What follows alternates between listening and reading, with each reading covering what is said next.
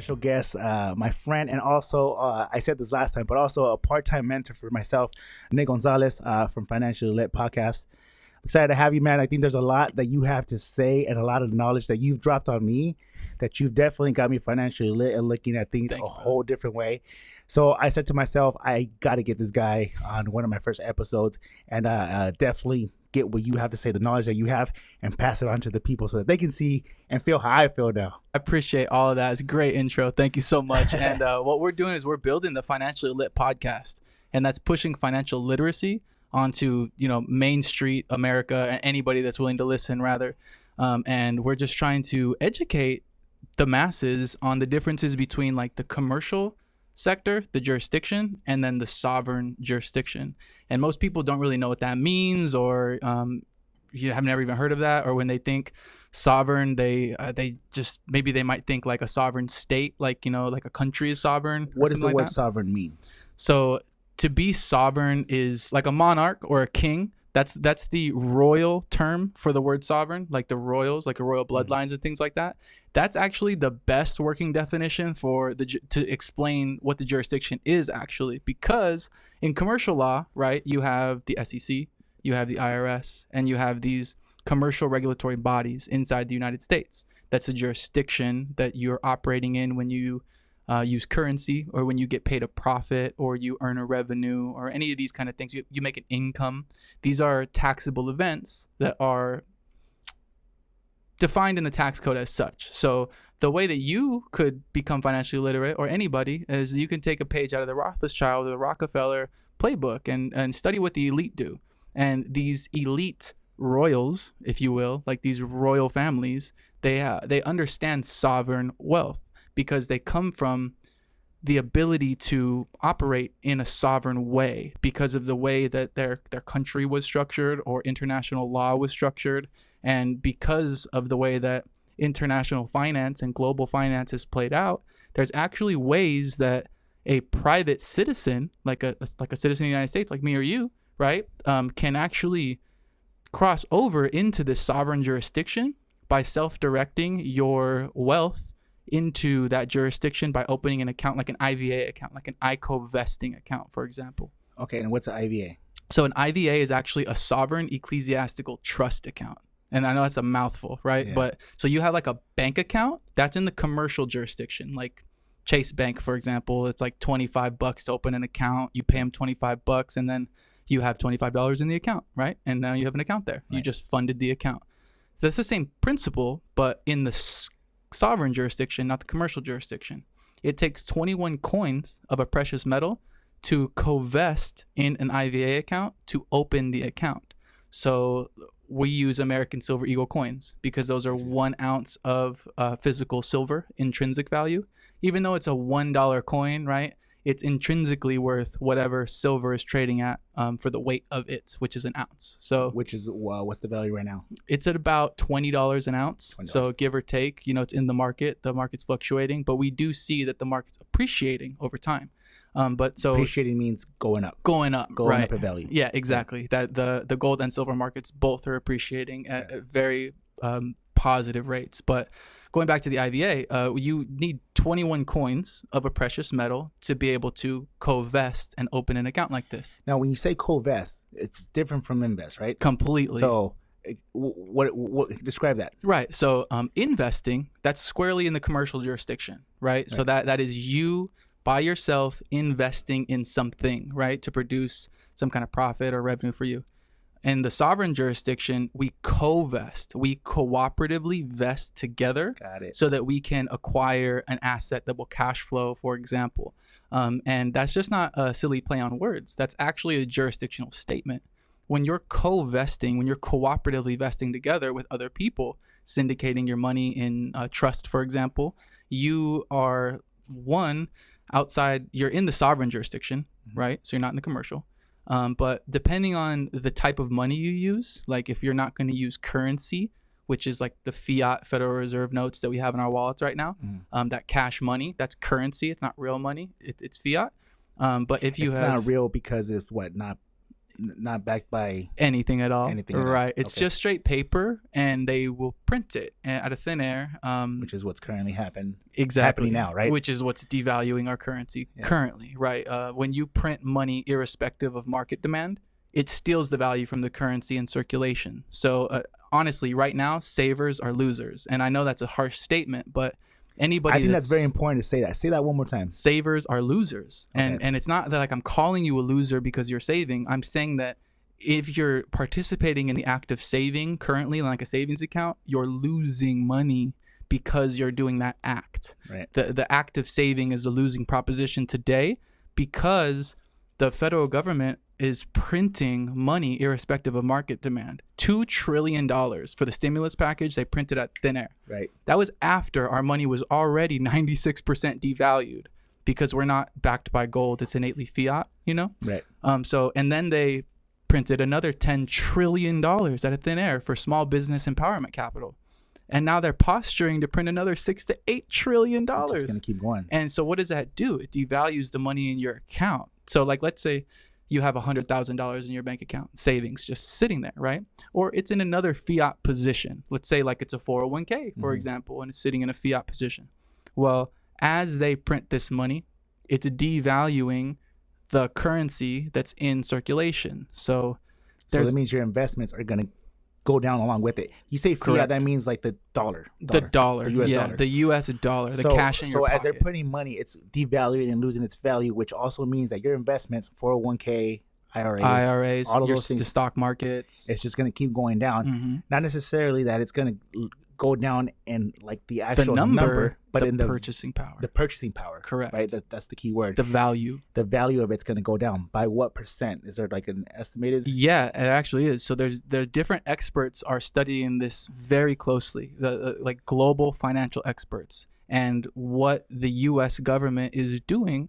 Our top economic experts in the United States that are evaluating how the U.S. is going to pay off its debt and how to best position the economy so that we're still the number one superpower in the world and the number one financial power in the world as well, right. And that our citizens aren't hurt too much. And because we are 96% devalued before this was even a conversation, right. There's only a couple things that they can do. And this is really where the war on cash comes in. If you haven't heard that term, you can like just Google war on cash. It's everywhere, it's a right? real thing. Yeah, the global financial markets, it's just the only thing that they're talking about because this is a very crucial time in history globally. We are either the U.S. economy, let me back up. The U.S. dollar is the world reserve currency, right? Right. So no matter what, anybody that wants to buy oil from Saudi Arabia, and they were the biggest oil producing country and had the most reserves, of oil. They had to pay for it in Federal Reserve notes or cash. So if they wanted to use any of these industrialized nations, all the G7 nations of the world, they had to have cash as reserves because they need oil. So U.S. dollar cash, correct. So and that makes us the world reserve currency no matter what. Well, we are fiat and only fiat. And we're not tied to a gold standard since 1970, early 70s, when Nixon took us off the gold standard. So since then, it's kind of just been the United States saying, yeah, we're good for it. We'll pay you. Yeah, we're printing this money, but it's okay. I mean, we got you. Trust us. We have a big military, so you can't really do anything about it, but trust us. Yeah. Just do it. And the world is starting to be like, I don't know, man. Like, you guys, 96% devalue. Just keep printing this stuff. Like, what are you going to do? We want you to pay these debts.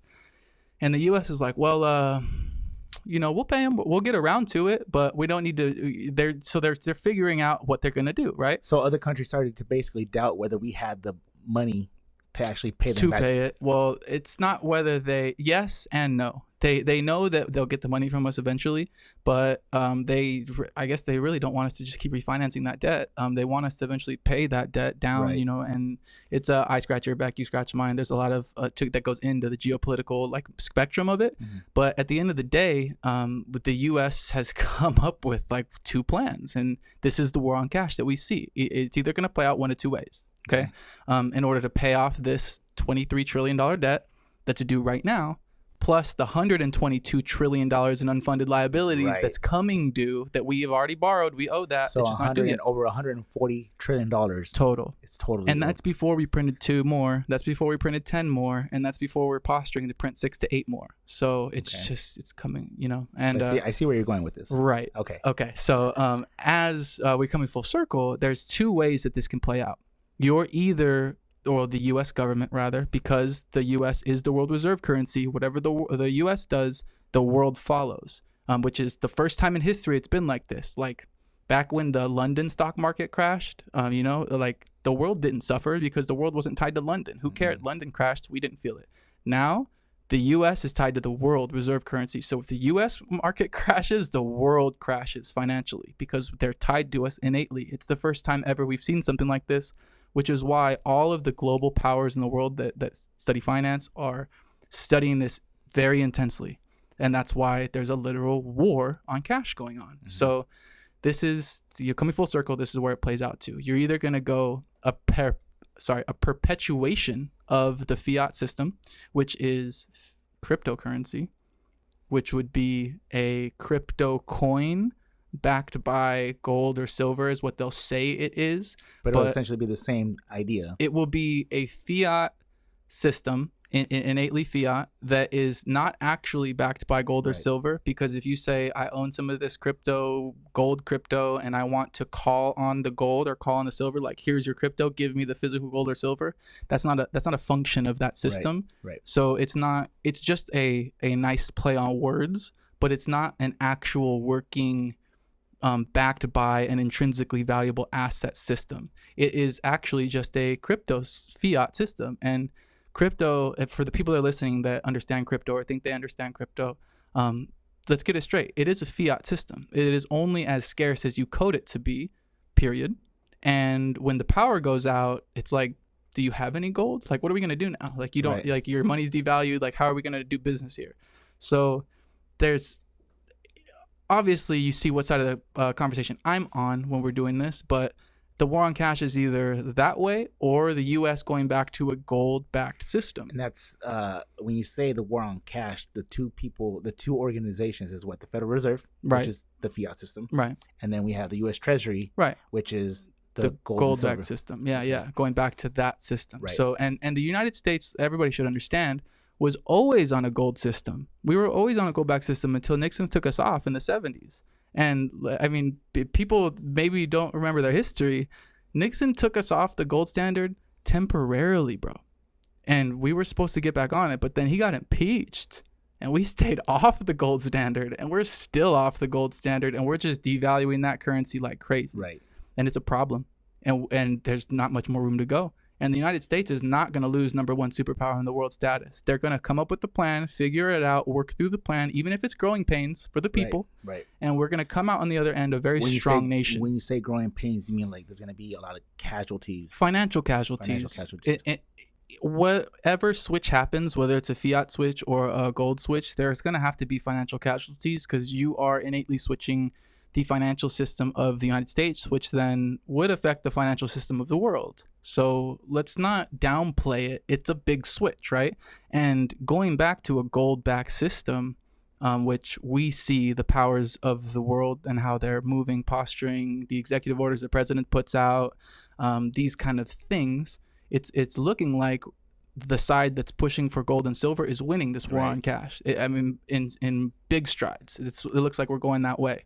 But before we go to a gold-backed standard, right, there's been different members of intelligence communities and different communities that financial communities that have shared different plans that, you know, our government has to pay off this plan.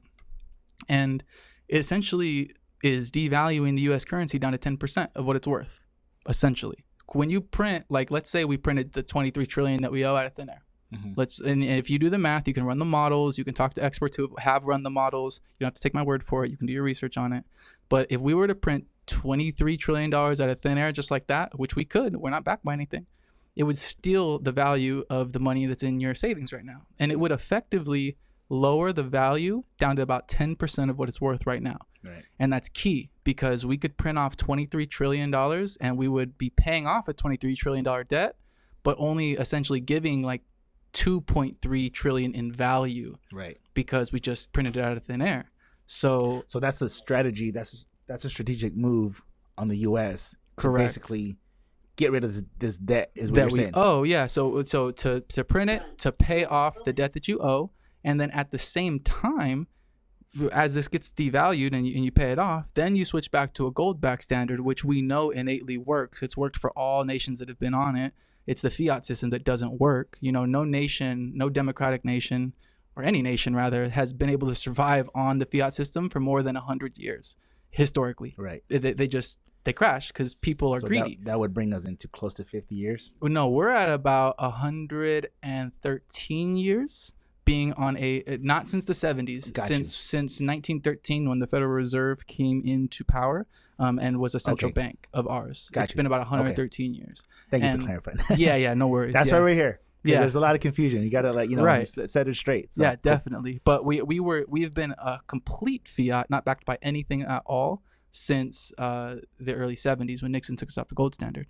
But the government rather, our federal government and the Treasury, they understand that we need to go back to a gold standard, and that's really all there is to it. So they have different plans on how to get us there, and by and large, the plan that keeps coming up most, and the plan that you see playing out in the actual reality right now is that they're gonna print $23 trillion under whatever justification they need to get it out, and they're gonna devalue this currency.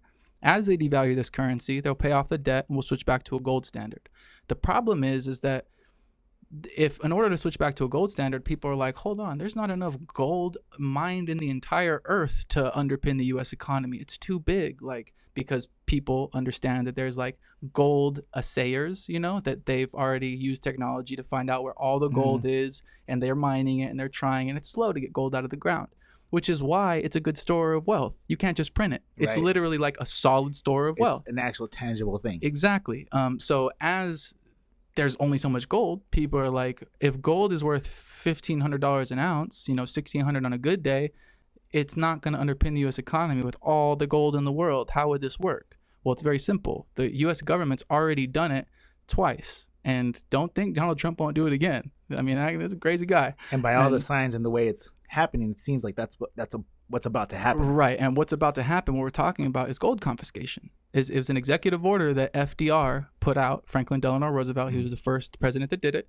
And it was used again by Nixon when he took us off the gold standard. So when we actually got taken off the gold standard, he also made it illegal for American citizens to own precious metals like gold and silver after we confiscated the gold from all the people.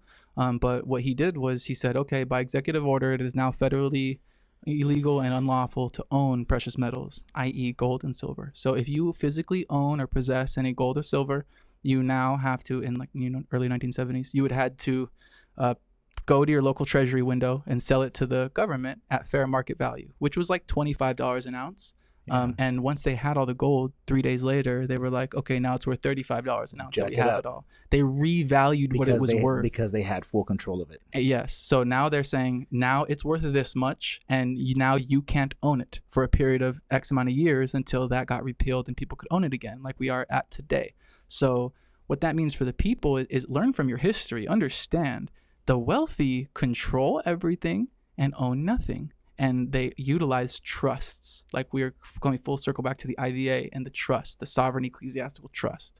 What you can do when you have your money stored in trust, you are the beneficiary of the trust, but you don't own the asset anymore. The trust owns it. Which means that when the government goes and tries to confiscate your gold and silver, you don't own it. You can step off. So they can't touch it. Yeah, lawfully and legally, you can look that man in the face and tell him. This is legal? Completely legal, completely lawful, 100%. This is sovereign trust law. Yeah, this is absolutely. And the Constitution of the United States protects you in multiple ways. Your sovereign rights protect you in multiple ways. But the thing is if you don't know your rights, you don't have any. It's pretty simple. Right. So you need to understand what this is, how it works, why it works, the jurisdiction that we're in. It sucks to say that a lot of people out there don't know that they can do these type of things. I agree. And I mean, I went to Arizona State University, WP Carey School of Business. You know, They don't teach you this. Like, I have a business law degree, minor in communications, and I didn't study finance specifically, but I took a lot of finance classes there. You know, I'm a sponge for knowledge. I sought out how to learn about finance. They didn't teach me anything about this, bro. They teach you everything that you need to know about squarely being in the commercial sector, so that you can be in the IRS's jurisdiction, in the SEC's jurisdiction, and you can be a good little boy and stay either lower or middle class and not break free. That's it. But the wealthy don't operate in the commercial jurisdiction. In fact, they set up businesses in the commercial jurisdiction so that they can sell you services in the commercial jurisdiction, so that you have to perpetuate the system of staying in the commercial jurisdiction. They're not trying to teach you how to be wealthy and become a sovereign, but we're trying to show you for the first time in history. So it's all knowledge, man. It's all knowing. They know, so the elite know so much more than us. Yes. That they're able to control us and put us in type of situations where we're kind of just stuck. Absolutely. And we reach analysis paralysis. It's like we reach like this threshold where we can only grow so much because we don't know and we're not educated on those type of things. So yes, sir. This is what you're teaching, which is how to break free from that and how to like educate yourself to know what you can do legally. Exactly. 100%, man. It breaks down a jurisdiction, and you know, instead of using a bank account, why don't you use a sovereign ecclesiastical trust account? You're allowed to. Before, you had to be an accredited investor or something like that to be able to participate in a trust, like a real estate investment trust. That's called a REIT, REIT. And I'm not sure if your audience knows what an accredited investor, what it takes to become one. You have to either have $1 million in assets, provable, like on paper, or you make $250,000 2 years in a row on your taxes. Yeah. If you're single, bro, if you're married, $350,000. Yeah. And if you can prove that, then you just earned yourself accredited investor status. And now you can park your money in places like REITs, like real estate investment trusts, and you can earn a guaranteed as the market will let you get, you know, but like a pretty solid guaranteed return of 15 to 20%. That's making money hand over fist, just putting it in a place. Right. And the wealthy do that all day long. That's why the wealth gap keeps increasing, because they're getting richer and everybody else is kind of staying the same. But the majority of people like myself and, you know, a lot of people that follow us, and they don't have they don't make $250,000 I don't. They don't have $1 million in assets. So that's why we're limited to break through and get to that, to be able to invest like the elite do. Yeah, right? so that's investing strictly squarely in the commercial jurisdiction, you know, going that route.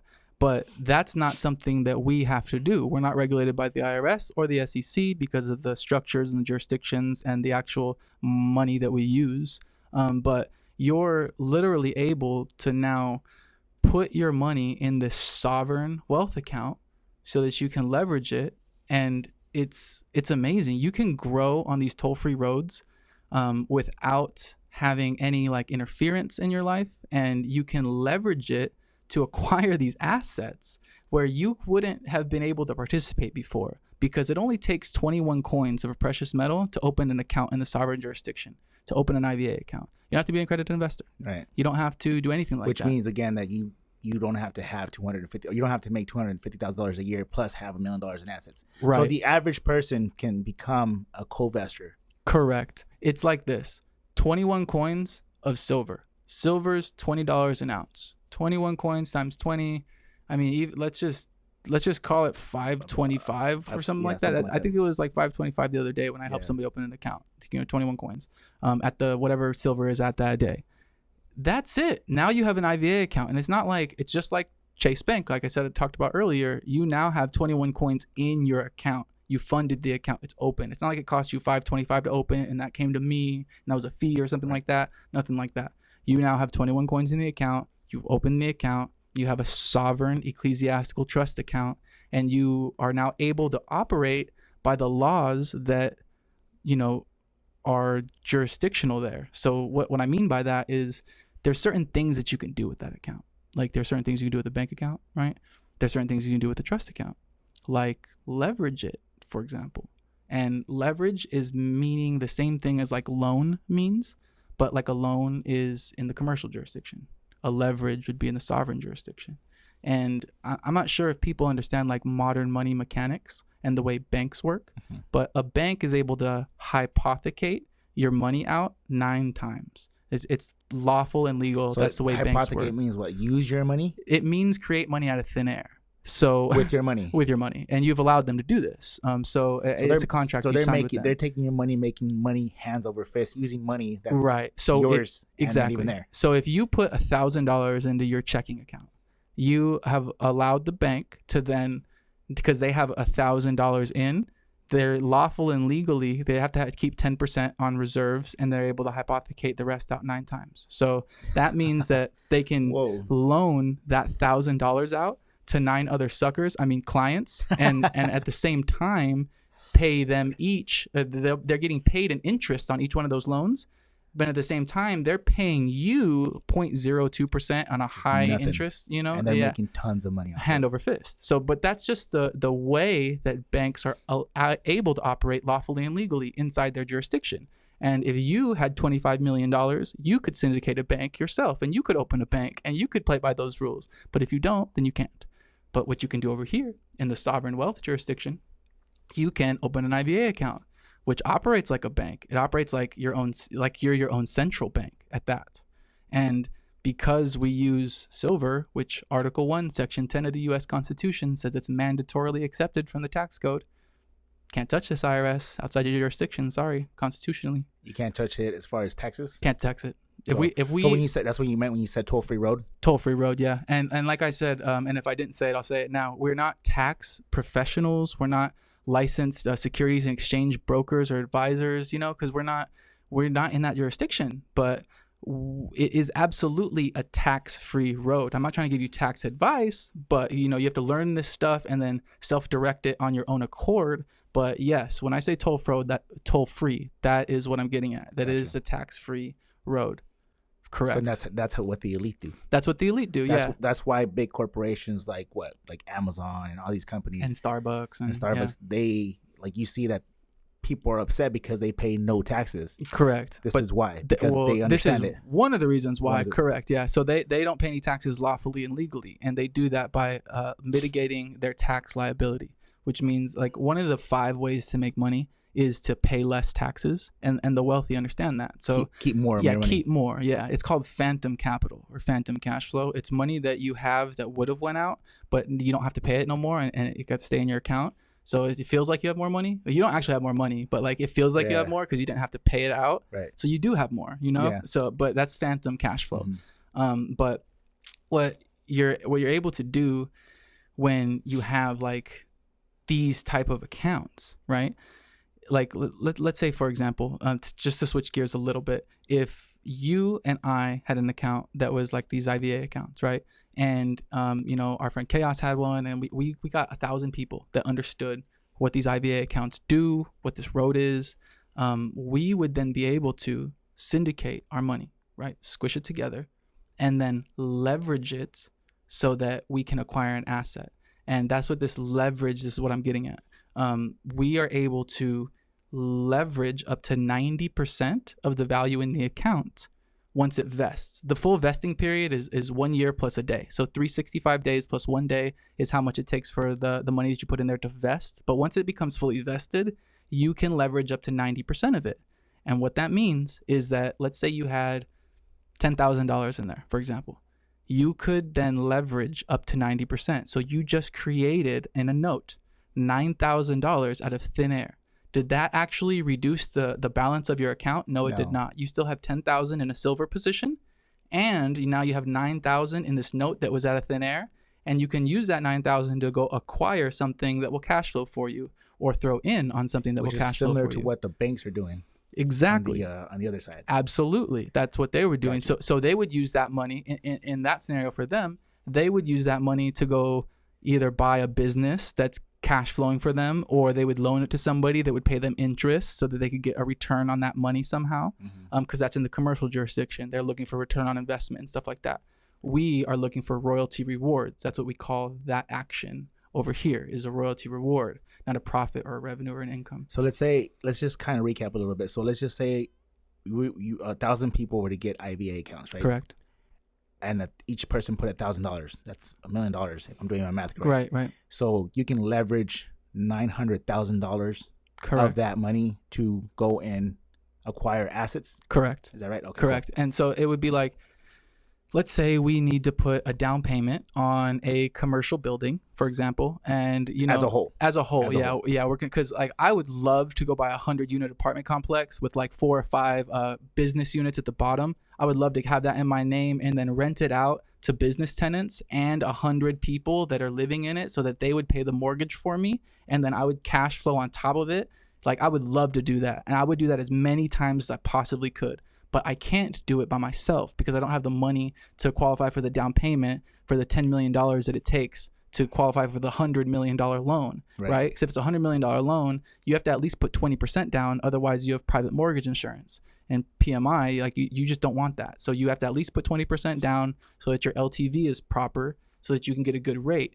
So what we would do, we would say, screw it, we'll put like 40% down because we'll get a super good rate. Right. And then we're going to run it through the debenture management system, which allows us to borrow money at like, a 30-year note at like 9%, and we'll pay it back in like 5 to 7 years at like 3 to 5% through this debenture management system that we have. Which is what, a strategic way of paying back loans? Exactly. It's a strategic way of paying back any debt that you have. And you don't have to pay it off in like, I don't have to put like more money towards it or pay it off more frequently. You literally follow the exact same payment schedule you've been doing. You're just switching the order of how you're paying it, and that literally knocks years of interest off the back end. And this is something that the elite do too. Absolutely. That is absolutely something that they do. This is again, it's called the cost of money. Why they're getting richer. Absolutely. They utilize these principles, and not just one or two of them. They utilize a sandwich of all of them across all of their finance all the time, and they keep it locked up in specific types of trusts and jurisdictions so that it's not taxable,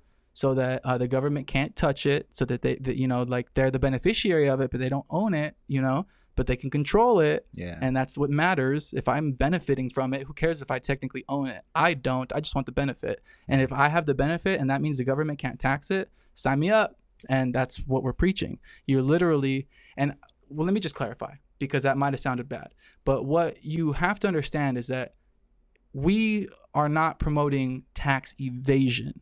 Pay your taxes. It's completely legal. Yeah, pay your taxes 100%. Give to Caesar what's due to Caesar, right? But when you're in the commercial jurisdiction, you're playing in their ballpark, you're utilizing their services and the things that they have set up. You are absolutely have to do your part and pay for the benefit that you got in the commercial jurisdiction.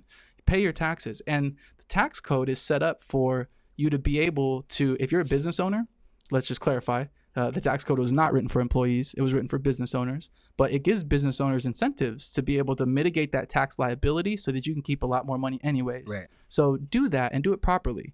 But what we're saying is where you can operate in the sovereign jurisdiction, where it's outside of their jurisdiction completely, and you're doing everything lawful and legal over here, do that as well, because that's lawful, legal, and smart. Right. It's not tax evasion. Do never evade that. It's called tax avoidance. Tax avoidance is smart. I will avoid paying taxes lawfully and legally all day long.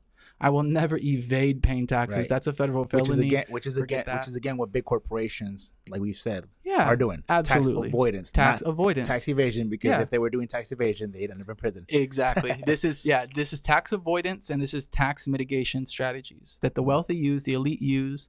And this is a debenture management system that the wealthy and elite use. This is cash flow banking, which the wealthy and the elite use. So let me ask you a question. Why is it that this is something that isn't common knowledge, or why isn't there other people like you talking about it or spreading the word and trying to help people? So and I ask that because, like, to me, it's like, well, why is this guy trying to help me? Like, what's the deal? What's going on here? Like, is he trying to trick me or something? Right. Or like, why is he giving me this knowledge that that to me sounds like it's not true, right? Mm-hmm. But obviously it is, because this is what the elite are doing. So why is this something that isn't common knowledge, and why aren't more people talking about it? So I'll answer that two ways. First, there are a lot of people that will give you a piece of this puzzle, but they won't give it all to you. And there's different financial gurus out there that will teach you about the debenture management system, or about cash flow banking, or about any one of these systems. But for the first time in history, we're actually a movement that is giving you every single system, showing you how it works, walking you through it, and then this is the most key part. Also, not only do we teach you how it works, we also gave you the vehicle to use, the IVA account, and we'll show you how to use it with us so that we can actually win together. That is the difference between us and any other guru out there. So that's the first part answering your question. The second part, though, is that what we benefit from this is a long-term play. We are literally looking for a cash flow family. We are looking for people that want to become financially literate, who want to, leave a cash flow legacy for their family, who want to understand how this works and free themselves financially. Those are the types of people we're looking for that will run with us. And we're not looking to drag anybody, just people that are already awake to the message. And so either you see it or you don't. Yeah, exactly. And the thing is it doesn't benefit me by giving you this message, and then like you open the account and then I'm going to get paid off of it or something like that. And then like an MLM, for example, it's not multi-level marketing. It's not an MLM. I do not get paid off of your effort or anybody that you recruit's effort, nothing like that. The when we win is when I teach you enough that I can free you financially and get you out of debt if you were in debt, and free up a solid net operating income within your personal financial life so that you have enough net operating income to throw in the family trust that we built, the sovereign ecclesiastical trust, with me and with the thousands of other people that we've done the same for, so that once we all are ready, we can strike on a deal and acquire that 100-unit apartment complex with 4 business units at the bottom together, and everybody will own it in equal part to what they put up. Gotcha. So that you will have the percentage ownership that is cash flowing for you on a monthly basis. It's paying you mailbox money because you built the system and you acquired this. Now you have this piece of commercial real estate in your business portfolio with the 1,000 other syndicators that participate in the sovereign jurisdiction with you. So that's the major difference. Is I'm not getting paid until we all win and we're all cash flowing. And I'm perfectly fine with that, because I mean, if you build it, they will come, bro. Right. Like literally, I only need 1,000 people or so. Like, okay, 10,000 broke people or 1,000 people with money. Like, who wants to cash flow? We can do it together, and we can do it on a toll-free road in the sovereign jurisdiction, outside the IRS, outside the SEC, using an asset that's going to appreciate. So let's get back to that for one moment, because the fiat currency that we were talking about earlier, it's depreciating, right? Down to 10% of what it's worth.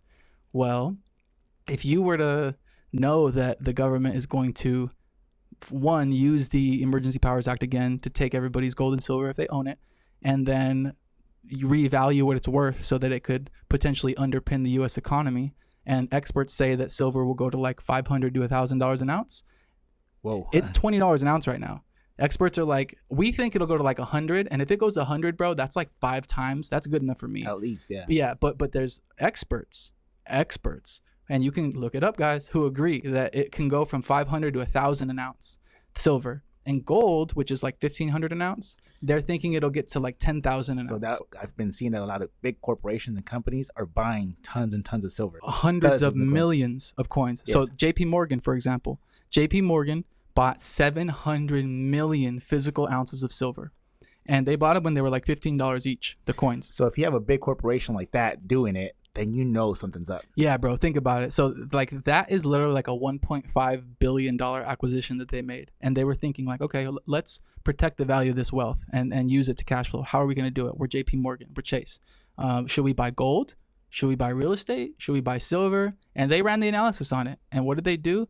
They bought silver. Why? Because it's the bigger percent increase. Yeah. It doesn't matter how much money you got. That's the bigger percent increase. That's what's going to win. And you just have to study the wealthy and see what they're doing with their actual money to know where the next play is. And they just did that, man. This is real. This is what's happening right now. And you can look this up, right? 100%, yes. And as these big companies, commercial and our government, are posturing to switch back to a gold-backed system, we see central banks around the world putting tons of gold and silver on their books at record paces, dropping Federal Reserve notes at record paces.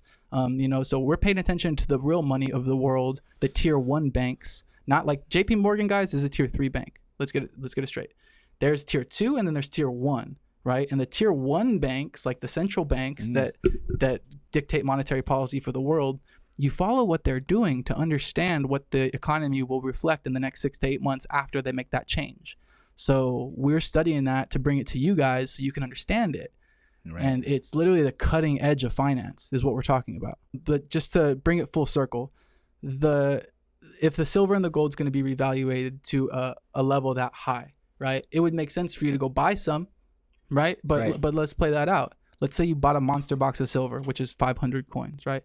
And then you were like, okay, you're talking about like an actual like silver, physical silver I can hold, like the coins, the American Silver Eagle coins. They're 1 ounce of silver. A monster box is 500 coins, so that's 500 ounces. It's a heavy box of silver coins. You could buy that, and at $20 an ounce, it would cost you, whatever it would cost you.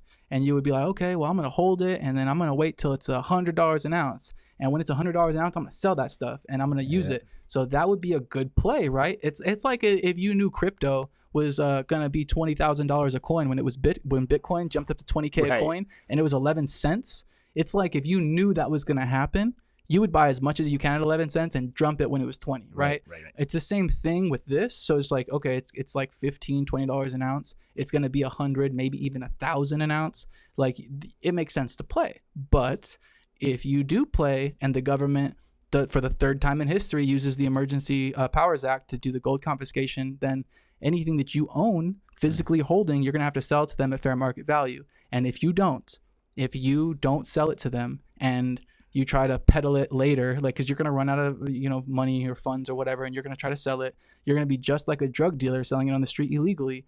And when you get caught, not only will they take it from you, so they're going to get it anyways, now you just committed a federal felony. You're not a local drug dealer. That's a federal crime. Yeah. And is it worth it? Like, no, it's not worth it. So then that ties in back to buying silver into a trust, because the IVA account, if I remember what you said correctly, is you don't own it, but you have control of it. Absolutely. You're the beneficiary. You're the beneficiary of it. And the federal government cannot touch that. Correct. Because you don't own it. Correct. And it's in a trust. Because it's the sovereign ecclesiastical trust. So that's the difference between actually getting silver and having it in my hand, and me buying silver and owning it in a trust. Yep. And that's section 26, 508C1A is the IRS code that is mandatorily accepted from the tax code. That's outside the jurisdiction of the IRS when you operate these ways with these ecclesiastical trusts, especially when you're operating in gold and silver, because that's Article 1, Section 10 of the Constitution. That's what protects you there. But this is all lawful and legal, 100%. It's just understanding that, how do the wealthy cash flow? What vehicles do they use and what jurisdictions do they use? Well, they use trust accounts. And this is the mother of all trust accounts. Right. This is a sovereign trust. And it's not just a sovereign trust, it's a sovereign ecclesiastical trust, mandatorily accepted by the tax code. And when you put your gold and silver in there, you're the beneficiary. You don't own it, but you can participate in the upside potential that gold and silver will have once they reach their full potential, when they get revaluated or when they return to their true market value. So now you have, 1,000 coins of silver, and you bought them at $20 a pop. When, they're 500 or even 100 or, whatever they are. Now that value actually is realized in your account. And we have this cool mobile app. It's an iCoVesting app, and it's a mobile wallet where you can see the value in your IVA account literally in real time, just like any mobile app, wallet. Right. And you can, like, if you have one and I have one, I can send like a coin to you or like, whatever I want to buy or sell. We're not actually buying or selling, we're co-vesting. Right. So like, let's say you wanted to perform a service for me. And what's that? You wanted to perform a service, like your business does a service of some sort. Gotcha. And I want to like get that service. I could, you tell me what the service is worth, right? We chalk up the value to American Silver Eagle coins and ICOs, and then I just transfer it to you, and you perform the service, and that is not taxable. It's outside the jurisdiction of the IRS. It's not a taxable event. But the transaction's in silver. The transaction's in silver. In ICOs. In ICOs. That's exactly right. So, and what does the ICO stand for? One ICO is just a representation. It's an intentional community opportunity is what ICO stands for. But what it is the representation of one American Silver Eagle coin.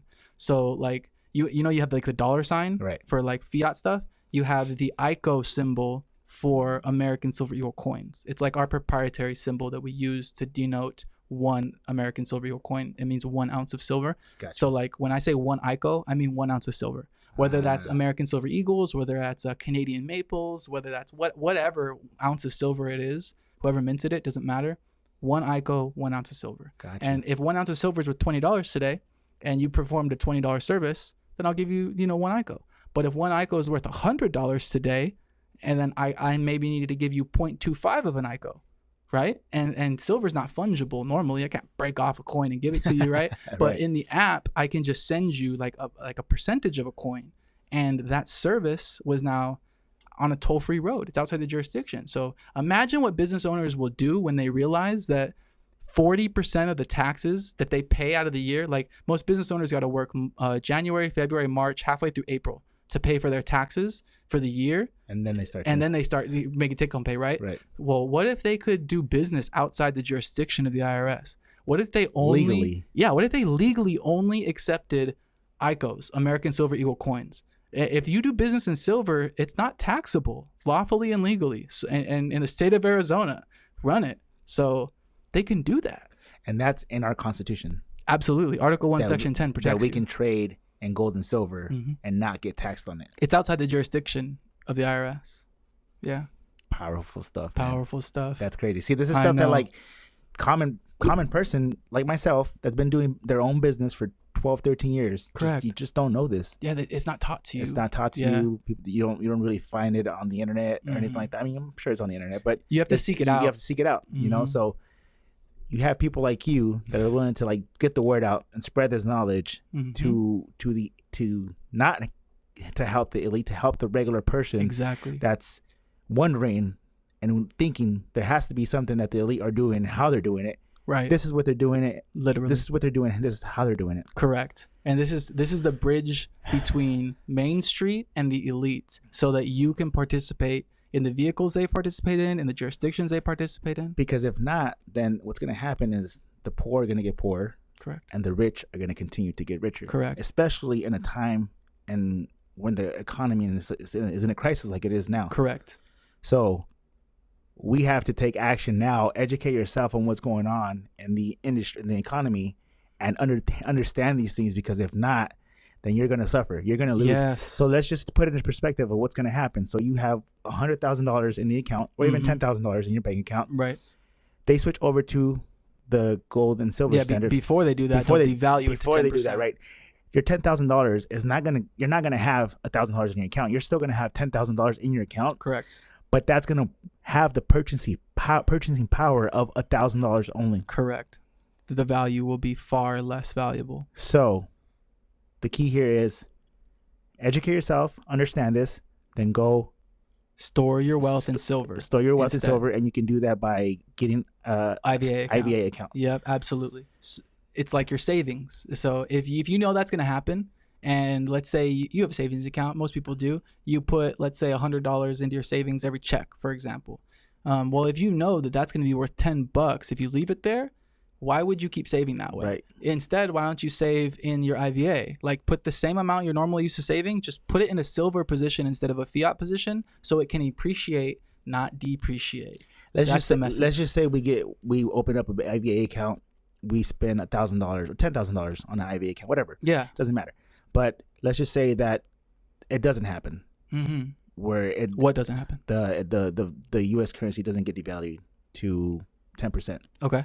What happens in that scenario? I mean, we still have silver. You still have your silver You still in have your your silver position. It's still worth whatever silver's worth, and you could always cash it back out that way. We don't recommend that, but because in order to use it, you leverage it, and when you leverage it, you make a loan. It's a note, and when you have a loan or a note, that is 100% tax deductible. So when you wanna access it and turn it back into fiat, instead of like withdrawing it and taking physical ownership of it, you leverage it. You get a loan out of thin air, this note. Going that- back to what we were saying earlier. that you're paying yourself back. You're not paying a bank back. You're paying yourself back now. You set your own interest rate over your own time. You pay yourself back.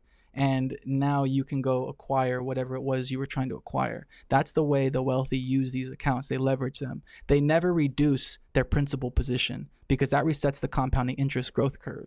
And you never want to do that. that is the kiss of death in finance. Okay, so where do I find more information on how this works, or who do I talk to? Like, what's my next step? So the Financially Lit podcast, we are definitely putting out information on there on YouTube. Financially Lit Pod is where you can follow us at. We have a Financially Lit Instagram as well. But iCoVest Capital Group is the financial firm that we're about to open in the commercial jurisdiction. But for these IVA accounts that we've been talking about this entire time, for the sovereign wealth, you go to iCoVest.academy, and we can open up our accounts through there. Okay. It was on a different platform, but we're switching it over right now.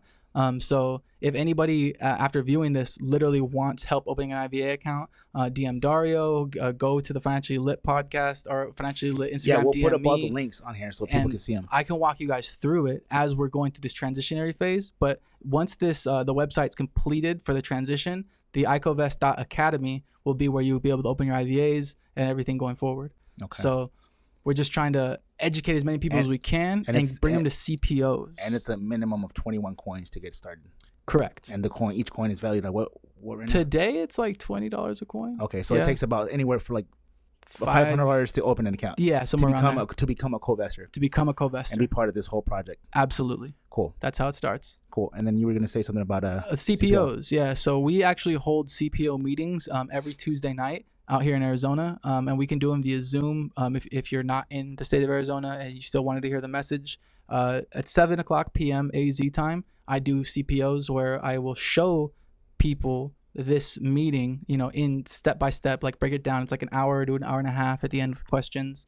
And then we can open up IVA accounts at the end of that meeting or anything like that. But that's literally the jump off step to doing this.